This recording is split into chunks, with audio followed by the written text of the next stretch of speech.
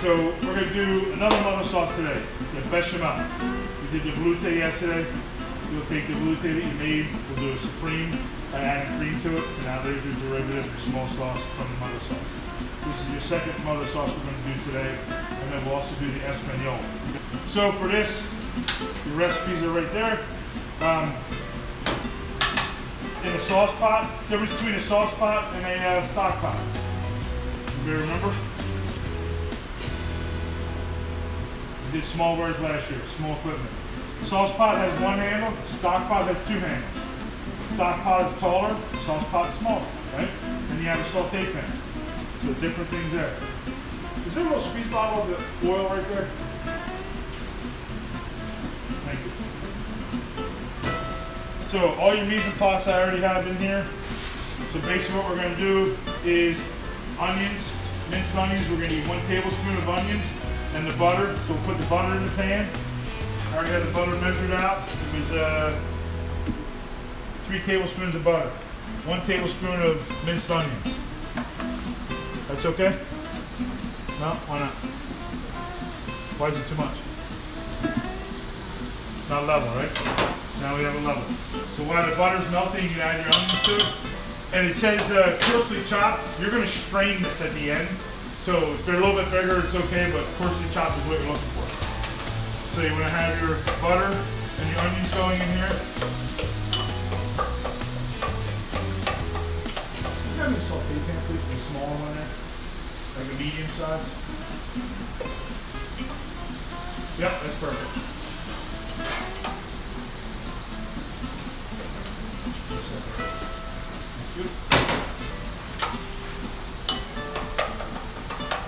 Alright, so once your butter's melted, your onions still translucent, right?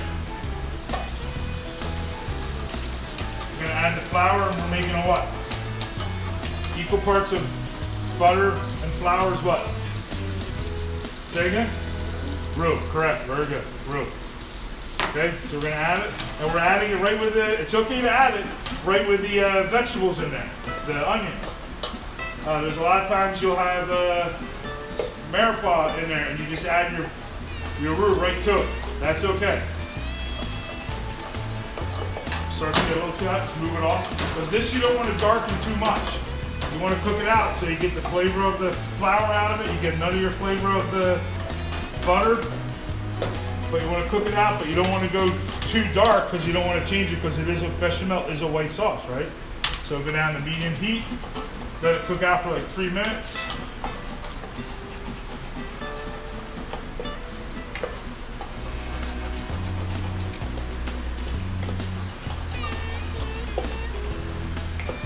Everybody see it?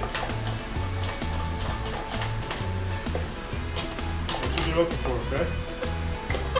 Remember, get to the corners of the pan.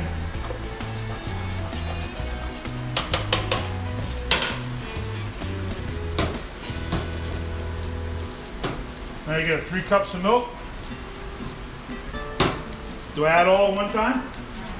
What's that process called when we add a little bit at a time? Tempering, very good. Why do we temper it?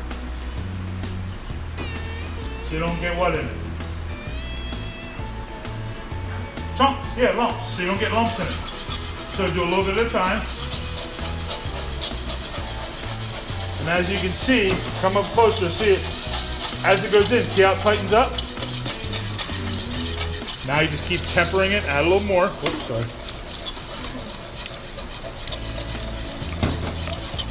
Keep it nice and smooth, you won't get lumps in there.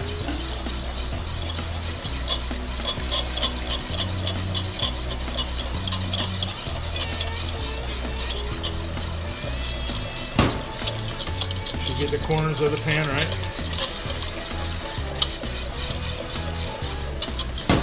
You can always go into the corners of it with a spatula, rubber spatula, that way none of the roux is sticking to the sides of the pan.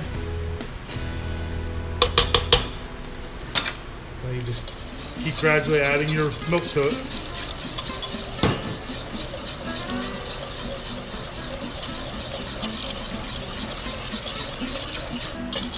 And as you let it sit, you can see it'll start to tighten up even more, right?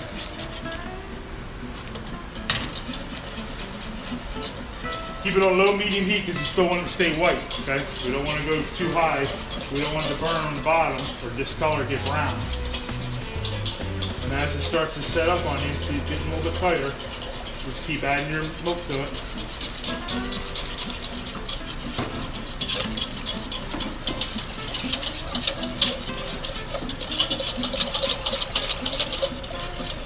And then you're going to gradually start adding all of it, and you're going to let it just simmer.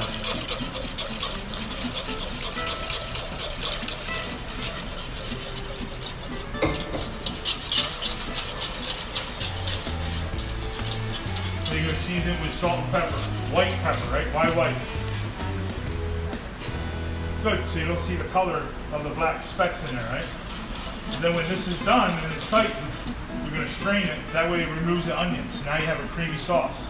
Okay, the base. Okay, so we're going to take that off this side. And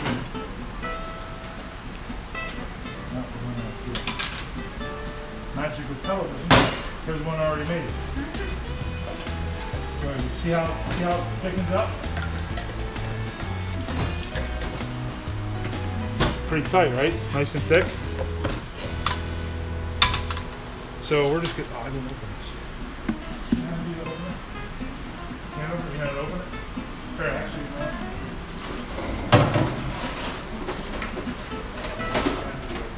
Does anybody know how to use can opener? Yeah. Can you open that for me real quick?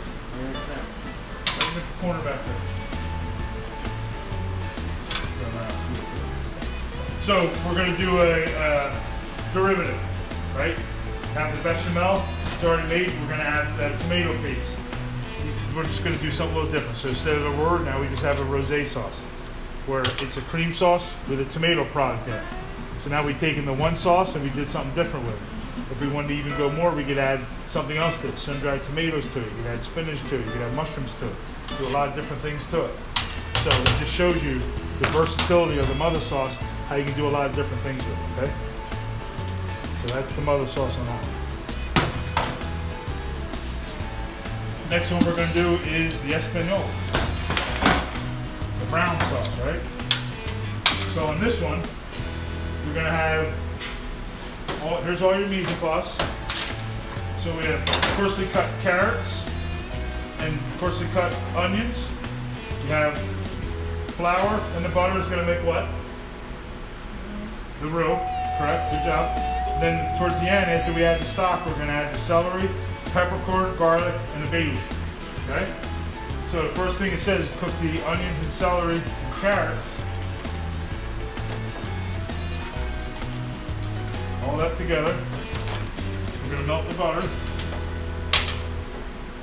So we're going to melt our butter.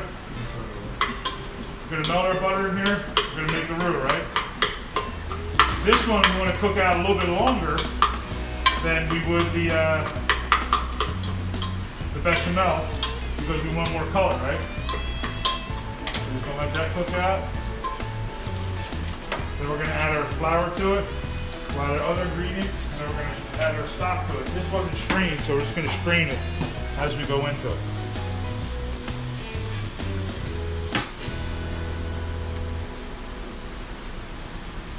You guys can get that can over?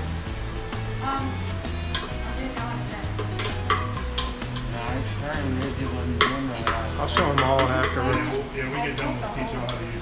We'll do it down. Tomato in. Get tomato sauce on, put it in.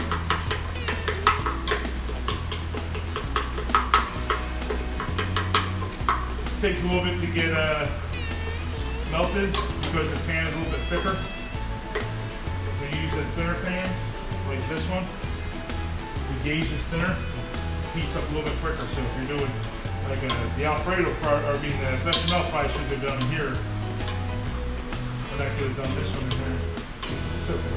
So look, see how all your butter is melted? All your butter is melted right there. Now we're gonna add flour. When we add the flour, we're doing what again? Baking a roux. Yep, good job. Baking a roux.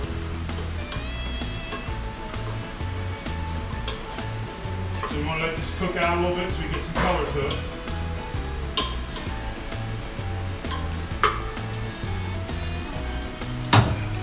We're we're done, that's what it's gonna look like.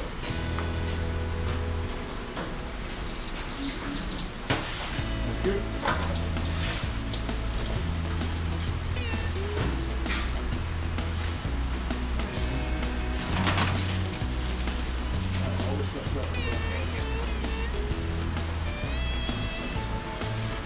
Alright, so you see how the bottom of the pan is starting to brown up a little bit? That's okay when you do the Espanol, because you want some of that color in there.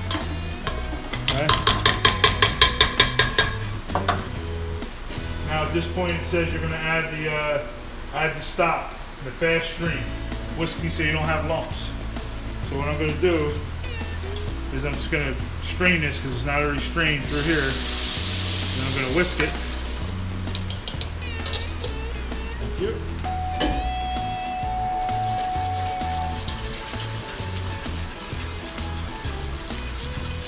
So see how it's whisking right now? And it's coming together? That way you're not getting the lumps. Even though I didn't temper it a little bit at a time, if you put it in, it's hot stock with a hot roux, it's gonna set up a little bit quicker that you won't have those lumps as much, right? So if we do this, as soon as it starts to come back up, it'll start to tighten up. Right now it looks like the roux not working, but it will tighten up. Okay, then on this one, you're gonna add your garlic, peppercorn, celery, and bay leaf right in there. And our tomato paste, or tomato puree, 3/4 of a can it says. Or cup, sorry, quarter of a cup. You can do about that much. You guys use measurements. I'm gonna stir it.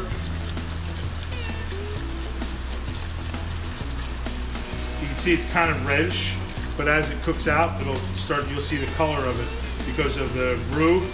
It'll start to give it more of a browner color to it. If you want to go really, really brown, if you caramelize your onions and your carrots before you add your flour to it, that'll give you even darker color. Okay.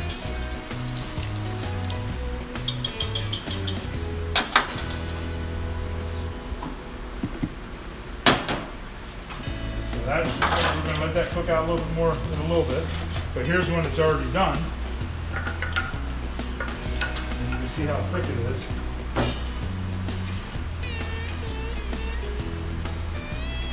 See how it sets up. Season it to salt and pepper at the end if it's needed. Again, that'll be your brown sauce. This looks a little more red right now because we just didn't go long enough with the mirepoix. If you go more with the mirepoix, or if maybe the bones weren't done enough, there's a lot of different variations to it, but you can always make it darker. What's the onion called? Remember the definition? You told me yesterday. Burnt onion, right? What's that? Onion brulee? It's in your definitions.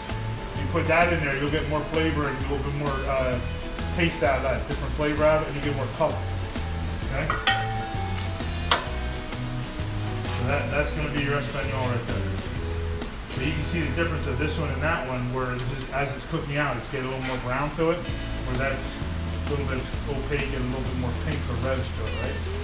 The more you cook it out, the darker you'll get to it. See the color is changing right there. Okay? So that's the Espanol and the bechamel. Any questions on it? We're good?